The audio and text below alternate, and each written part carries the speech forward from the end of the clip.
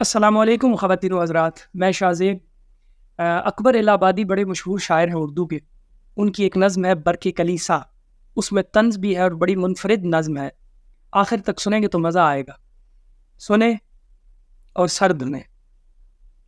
رات اس مس سے کلیسا میں ہوا میں دو چار، ہائے وہ حسن، وہ شوخی، وہ نزاکت، وہ ابھار،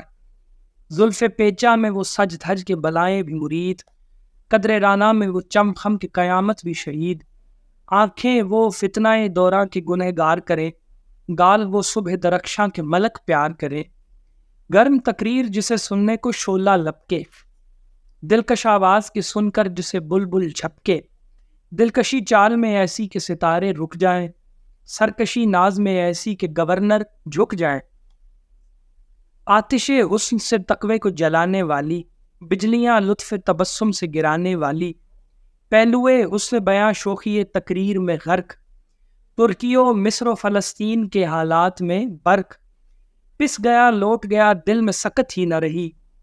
سرخ تھے تمکین کے جس گت میں وہ گت ہی نہ رہی، ضبط کے عزم کا اس وقت اثر کچھ نہ ہوا، یا حفیظوں کا کیا ورد مگر کچھ نہ ہوا، عرض کی میں نے کہ اے گلشن فطرت کی بہار، دولت عزت و ایماں تیرے قدموں پہ نثار، تو اگر عہد وفا باندھ کے میری ہو جائے، ساری دنیا سے میرے قلب کو سیری ہو جائے، شوق کے جوش میں نے جو زباں یوں کھولی، ناز و انداز سے تیور کو چڑھا کر بولی، غیر ممکن ہے مجھے انس مسلمانوں سے، بوئے خوں آتی ہے اس قوم کے انسانوں سے،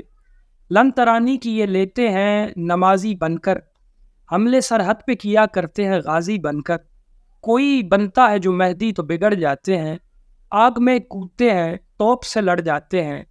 گل کھلائے کوئی میدان میں تو اترا جائے، پائے سامان اقامت تو قیامت ڈھائے، مطمئن ہو کیوں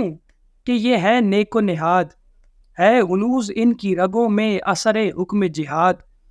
دشمن صبر کی نظروں میں لگاوٹ آئی، کامیابی کی دل زار نے آہٹ پائی، عرض کی میں نے کہ اے لذت جاں راحت روح، اب زمانے پہ نہیں ہے اثر آدم و نوح، شجر طور کا اس باغ میں پودا ہی نہیں،